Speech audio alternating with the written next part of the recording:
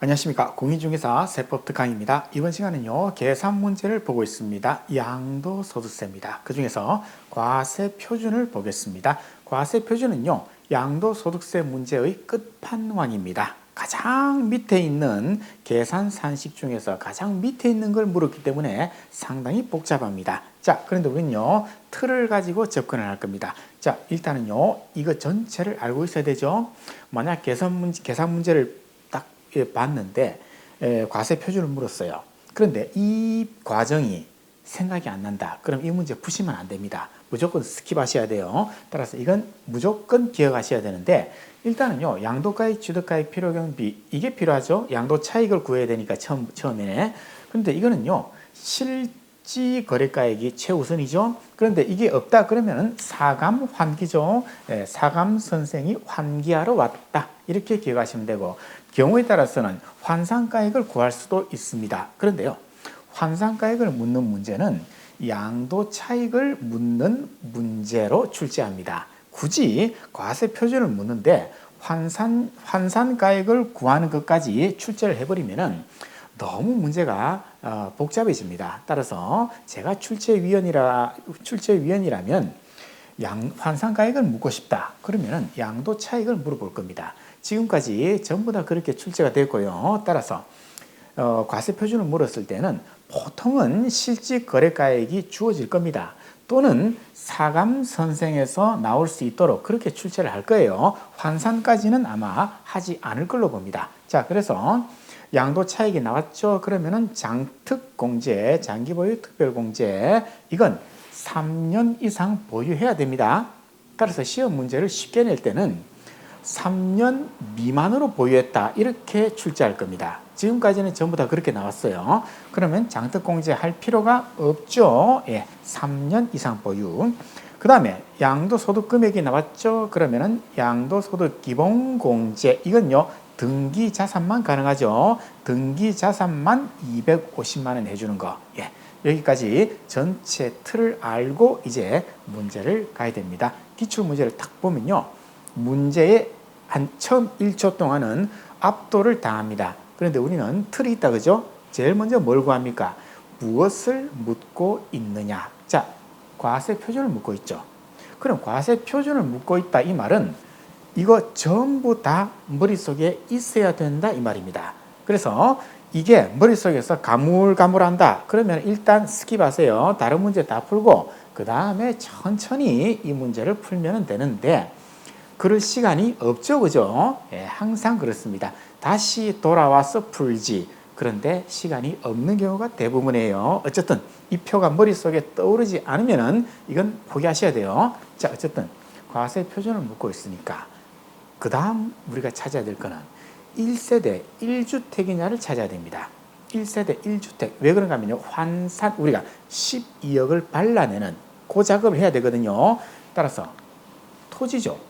따라서 1세대 1주택이 아니죠. 실제로 23년도에는 주택이 나왔어요. 네, 그때는 환산이 아닙니다. 12억을 발라내는 작업을 해야 되는데 이건 아주 수월하게도 토지가 나왔어요.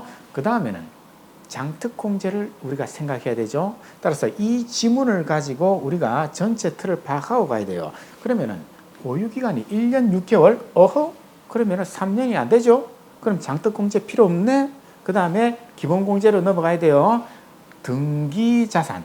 그러면 250만 원 기본공제 적용하는구나. 전체 틀이 여기서 완성이 됐습니다. 이걸 전체 틀을 잡지 않고 말이죠. 여기서 양도 차익을 구하고 그 다음에 보자. 장특공제, 그 다음에 기본공제 이렇게 하면요. 문제가 꼬입니다. 그래서 우리는 전체 틀을 빨리 촥 숙달되면 10초 만에 이 틀을 알 수 있어요. 10초 만에 틀을 파악하고 그 다음에 이제 양도 차익을 가야 됩니다. 그럼 제일 먼저 양도가액, 취득가액을 구해야 되죠. 제일 먼저 실지거래가액. 요거 실지거래가액을 제일 먼저 찾고 이게 없으면 이 순서대로 가야 되죠. 그럼 실지거래 양도가액을 봅시다. 양도시 기준시가 아니죠. 양도시 실지거래가액 오케이 나왔습니다. 양도시 실지거래가액 1억 2,500 이게 양도가액 확정이에요. 그럼 취득가액 기준시가 실지거래가액이 주어졌네. 그럼 이 문제는 굉장히 쉬운 문제예요. 1억 2,500에서 9천만 원 빼고 그 다음에 조심하실 거. 그 다음에 조심하실 거. 필요 경비를 또 찾아야 됩니다. 이거 깜빡하는 경우 많이 있어요. 자, 요거 자본적 그래서 우리 자 뭡니까? 죄송합니다. 다시 한 번 더. 환산가액이 필요 없다 이 말입니다. 양도가액, 취득가액이 실지거래가액이 확정이 됐기 때문에 환산할 필요가 없는 문제다. 아주 수월하게 나왔다 이 말이죠. 자, 그래서 이 상태에서 필요경비를 찾아야 돼요. 필요경비 이거.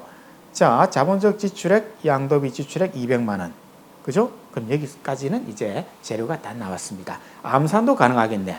1억 2,500 마이너스 9천 하면 얼마입니까? 3,500. 거기서 200 빼면은 3,300. 거기서 기본공제 250 빼면은 3,050. 정답은 요거. 3,050이죠. 예, 그렇게 해서 틀을 잡고 접근하면은 이 문제는 굉장히 쉬운 문제입니다. 자, 그래서 그러나 우리는 틀이 암산이 안 되면요. 이렇게 적어 놓고 해야 돼요. 앞 글자를 따든지 어떻게 하든지. 예. 그러면 1억 2,500, 9,200 그러면 3,300 양도 차이. 그 장기 보유 특별공제는 3년 이상 보유했습니까?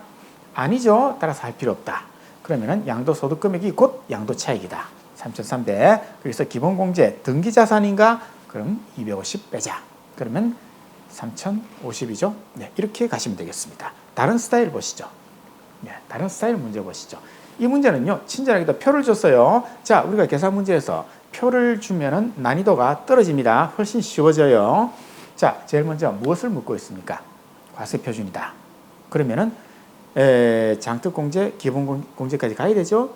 그러면은 장특공제를 찾아야 됩니다. 장특공제는 뭡니까? 자, 토지. 그 다음 토지 1세대 1주택이 아니죠. 그 다음에 장특공제 양도일이 나왔는데 양도일이 나왔으면 이게 취득일이 나와야 되는데 없잖아요. 그래서 한번 쭉 찾으세요. 보유기간 2년. 그죠? 따라서 장특공제 안 된다. 우리가 맨 먼저 이 전체 틀을 여기서도 찾아야 돼요. 이걸 안 찾고 가면 안 됩니다. 자, 그러면은 장특공제 할 필요 없다. 그럼 등기자산인가? 등기. 따라서 250 기본공제 적용. 자, 그러면은 양도가액, 취득가액 구합시다. 실지거래가액 이건 뭐 바로 좋네요. 아주 쉽죠. 그 다음에 조심하실 거. 그 다음에 필요경비를 반드시 찾아야 돼요.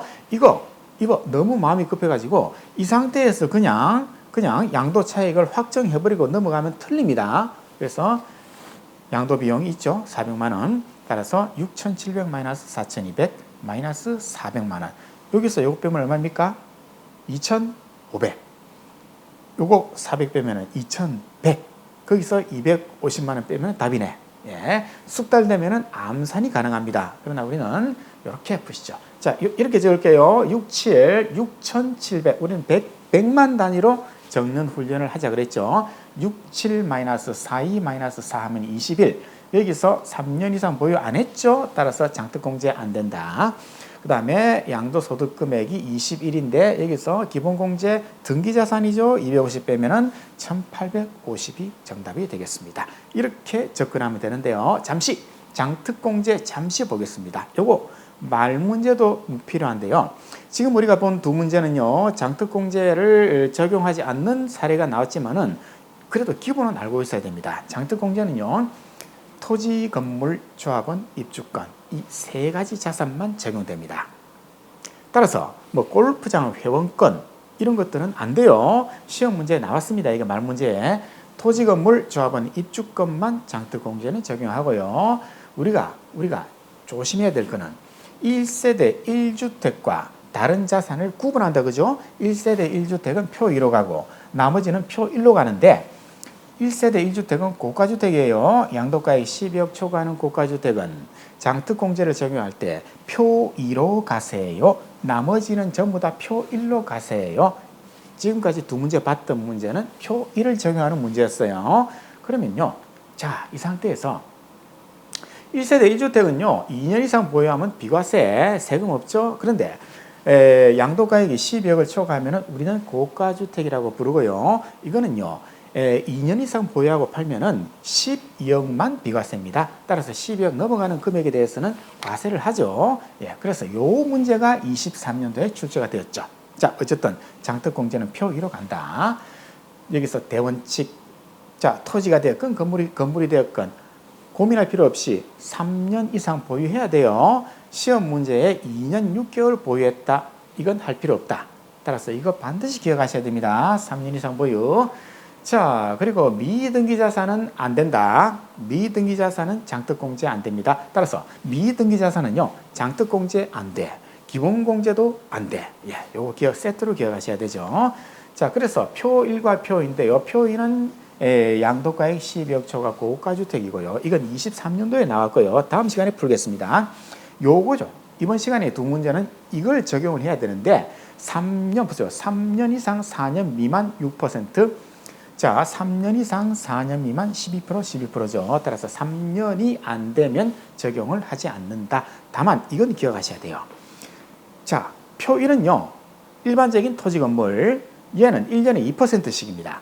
3년 이상이니까 6%죠. 최장 15년 30%. 이 정도는 기억하시면 돼요. 이것도요. 3년 이상 보유하고 4년 미만 보유했다. 그러면은 1년에 4%씩입니다. 따라서 보유 12, 거주 12. 최장 10년 이상 보유하면요. 40, 40, 합이 80%. 요 정도만 기억하시고요. 요 사이에 있는 것들까지 기억하지 마세요. 이건 시험 문제에 주어집니다. 실제로 23년도 기출문제를 보면요. 요게 20%, 20% 이렇게 지문에서 주어졌습니다. 따라서 여기까지 기억하지 마시고 3년 보유하면 몇 %구나. 최장 몇 %구나. 1년에 2%, 1년에 4%. 보유, 거주를 구분하는구나. 요 정도까지. 이 정도까지만 기억을 하시면 되겠습니다. 자, 오늘은요. 과세 표준 묻는 두 문제를 봤는데 전체적인 문제지에서 먼저 문제를 보는 순간 장특공제, 기본공제까지 되는지 안 되는지 이 틀을 파악을 해놓고 그 다음에 사감선생 찾으러 가야 되죠. 예, 그렇게 항상 틀을 잡고 문제를 가시면요. 숙달이 되면은 이거 암산으로 풀립니다. 그냥 주르륵 풀립니다. 그런데 우리는 숙달되기 전이니까 항상 이렇게 전체 표를 그려놓고 거기에 하나씩 대입하는 그런 훈련을 하시면 되겠습니다. 자, 다음 시간은요. 23년도 기출문제 과세 표준을 묻는 문제입니다. 1세대 1주택 고가주택이에요. 자, 그 문제를 한번 보겠습니다.